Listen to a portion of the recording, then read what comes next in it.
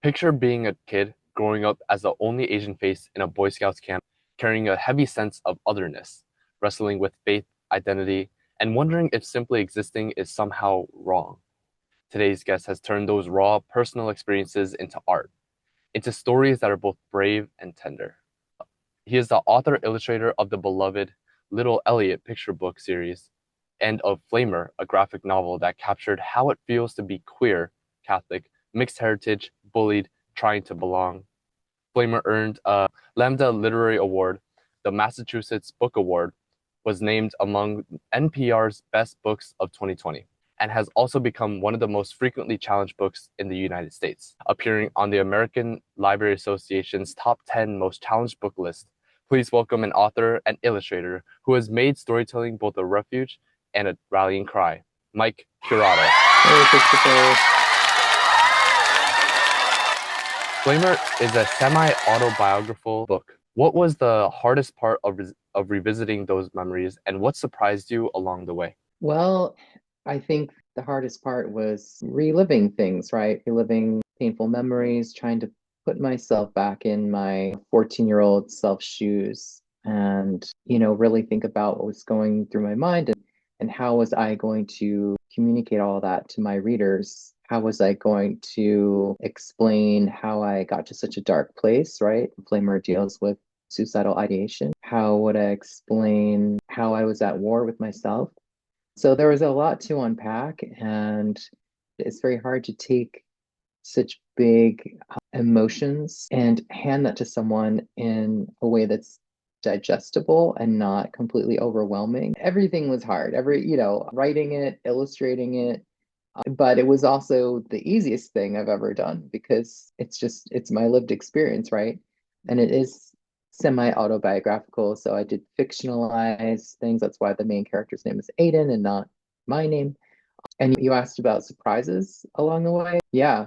Well, there I had some technical surprises. So when I started illustrating the book, I started out with a thumbnail, and then my assistant and I were creating a panel template in a design program, and I sketched all the pages out and made them a lot tighter. And then we placed all the type in the design file and discovered that there wasn't enough room to fit all the type in those speech bubbles. And so I ended up having to add 30 pages to the book to make sure all of the type fit. But I couldn't imagine it being 30 pages less now that it's done. It just kind of pushed me to, I obviously had to just like open up some scenes and more space for the type, but then there was also more space to communicate visually. So that was a hard lesson to learn, an important one and a necessary one. I think some things really stand out in my memory. Some things I didn't need to think too hard about. But there were some things that I could refer to things that I wrote when I was Aiden's age. So I still had my journal from eighth grade, and that kind of helped me get in that mindset of things going on in my life. And also, as Aiden has a pen pal in the book, I had a pen pal, my friend Lara, who the book is dedicated to. And she scanned every letter I ever wrote her and put them all in a PDF and sent them to me.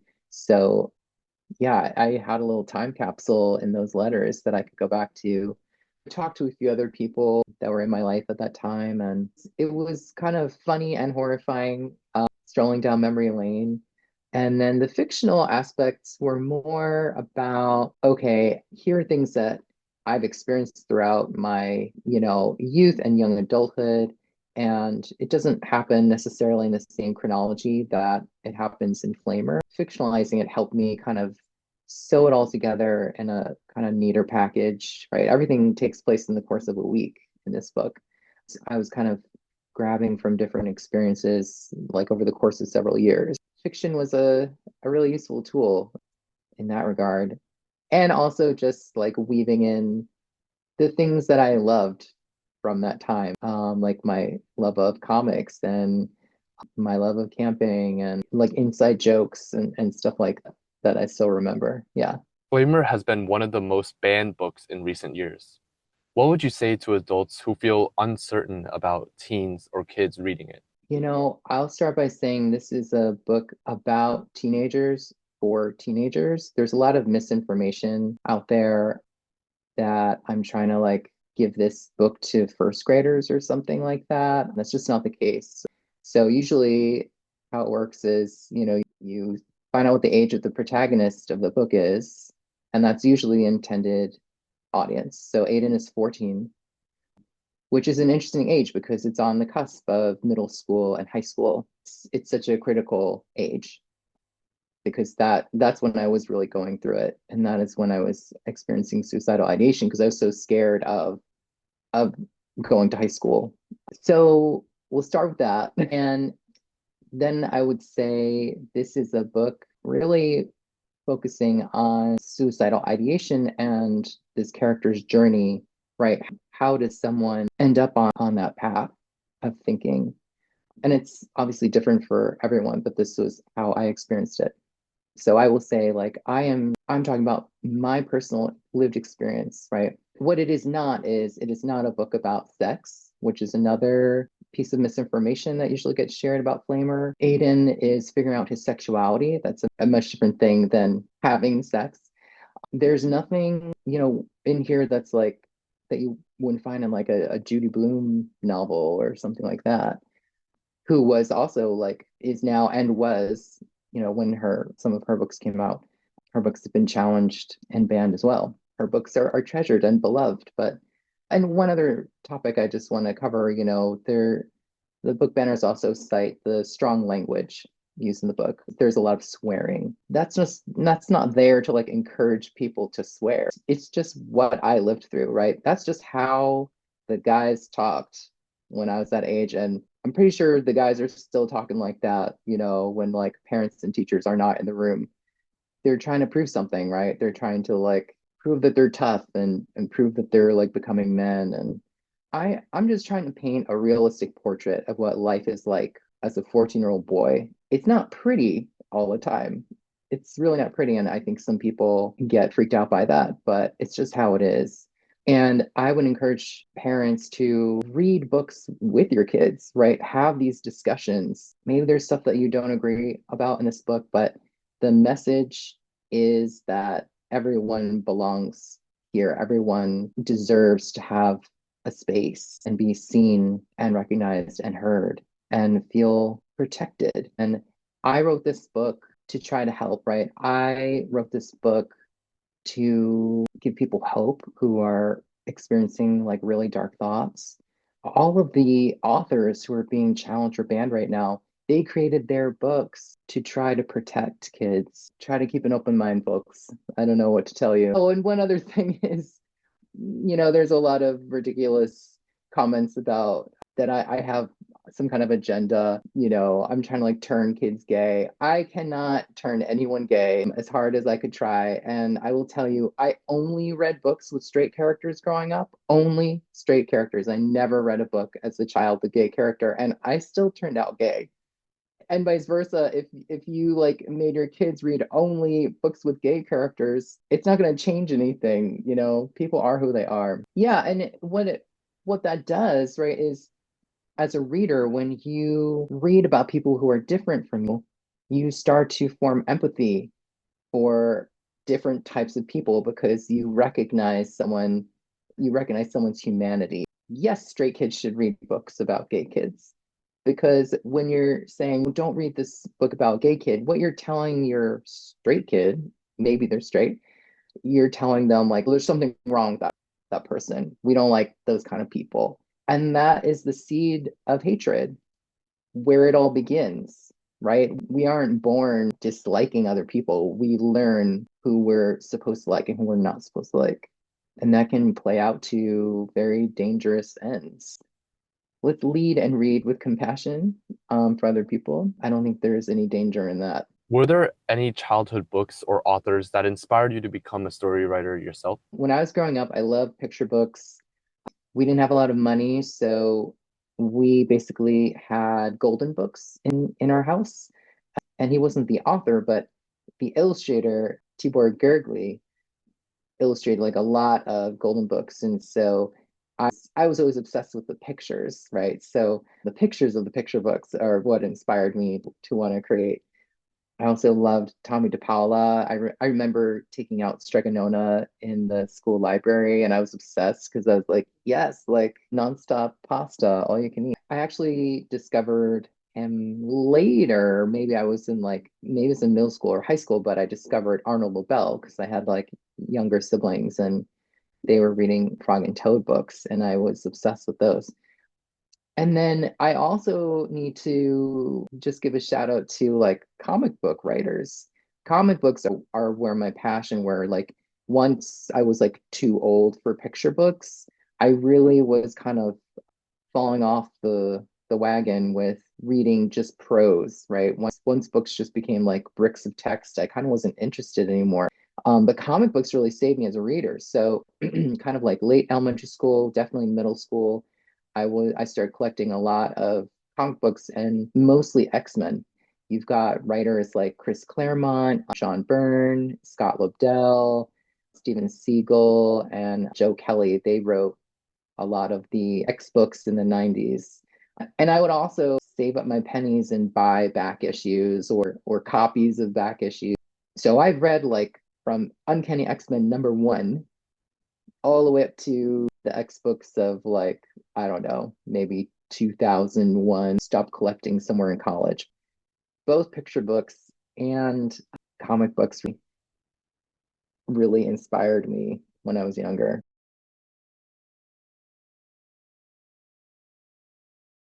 You've written everything from Little Elliot to Flamer. How do you shift gears between kids, teens, and adult audiences? I think it's all about putting yourself in your reader's shoes, right? So if I'm writing a picture book, it's time to talk to my inner child, right? And think about who I was when I was like 6 years old and what was exciting to me and how would I talk to people about different things.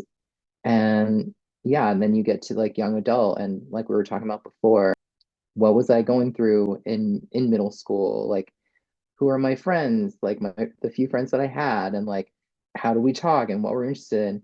And yeah, now with adult, it's kind of the same thing, right? I mean, there's a lot of things that I want to talk about as an adult that I never considered as a child. My first adult graphic novel, GAYSIANS, right? That's kind of a new adult book because everyone's like in their basically in their 20s. And so yeah, I had to like just put myself back in at that age and think about the issues I was going through. So it's just a matter of perspective and trying to write authentically with that voice.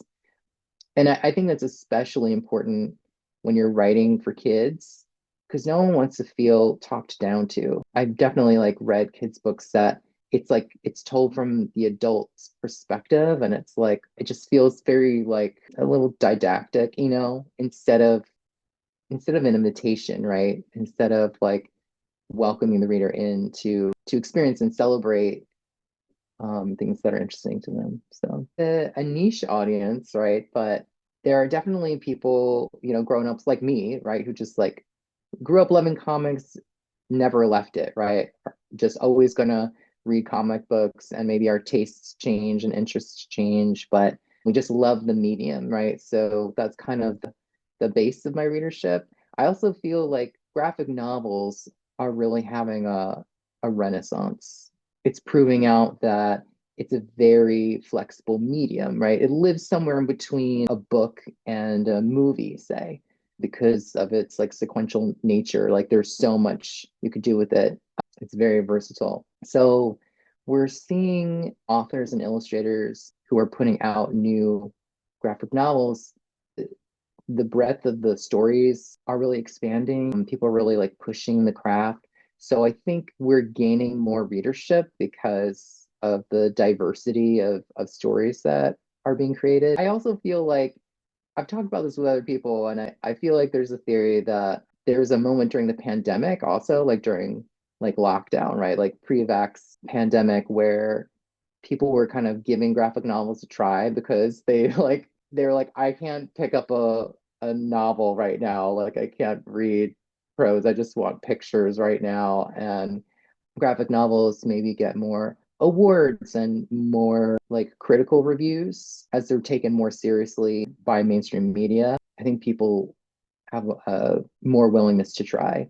And of course, there are still people that are like comic books are for kids or comic books aren't it's not real literature. I feel like the tide is turning on that kind of antiquated idea. Comics are just a medium, right? In the same way that prose is a medium and like TV and film is a medium. And it's just, you could do anything you want with it. You can make something incredible with it, or you can make, something that just doesn't pass the mustard. And I mean, that's true of any art form. So yeah, hopefully we'll see more readership. With GAYSIANS, what made you want to tell that story, and how was it different from your earlier work? Well, actually, I would say Asians is partially semi-autobiographical. Really? Yes, really. When I was done with Flamer and I was trying to think about what am I going to do next, right? And some people would ask like, "Oh, you're going to do like a sequel to Flamer," and so like a natural progression would be, Aiden goes to high school, right? And like, what's life like for Aiden in high school? And when I think about my own high school experience, it's like, oh, well, I stayed in the closet. I don't know if I want to write that story. Yeah, high school was kind of a bummer for me. So then I think about like, well, I mean, I came out my senior year of college and yeah, and I was still just kind of like figuring stuff out. I had a lot of friends that were very supportive, but they were all straight. They didn't know how to help me. I don't know how to ask for help. And I was like, I don't know if I want to tell that story either. And I feel like things got more interesting once I left. I graduated, I left the East Coast, I moved to Seattle. So there's a character in the book named AJ, and our trajectories are very similar, right? So he's the newbie that arrives in Seattle and he meets these gay Asian people who like take him under his wing. And that is my experience. So I moved to Seattle with like straight friends and I was kind of like trying to like meet other gay people. I really needed community, right? I was like, I need help. I don't know what I'm doing here. And I went to a sort of like community event, made friends with these two gay Asian guys who were a couple. And yeah, they were like, come hang out with us. And we became very close. And then their names are Sim and Brian. And then not long after that, our friend Jay also kind of joined this little group. And I mean, we have non-Asian friends too, and this like kind of gay group. But I was so grateful to finally be like seen and understood in this three-dimensional way for the first time. And we have this sort of like shorthand, right? Because even though we're very different people, we have a sort of common experience for this like living with this very specific identity. Yeah, and so Gatians is dedicated to those three friends. I'm going to see two of them next week. I'm very excited. Yeah, I wanted to make something that was for us, like for queer Asian people, because, maybe we're characters in books, but usually, or in TV and film, but usually we're supporting characters, right? Our voices aren't usually centered. And that's starting to change a little bit. I mean, now we're seeing like people like Bowen Yang and Joel Kim Booster, and I mean, Margaret Cho's been with us for a long time now, but like, those are people that are trying to center queer Asian voices, and I'm very appreciative. And so it's like, well, I really want to do that in a comic book and kind of just show like, hey, we're not a monolith. We're all like very individual people. And at the same time, we do have shared experience. So that was the impetus for writing engagements. And I also interviewed a lot of people of different ethnicities and gender expressions and different jobs and socioeconomic backgrounds and religions, etc., to really try to create authentic characters. Because while AJ is again based on a lot of my experiences, just like Aiden was, these other characters it's a four character cast, right? All those characters are very different from me. And so people were very generous when I interviewed them. And a lot of those conversations inspired those character, I went with the character development.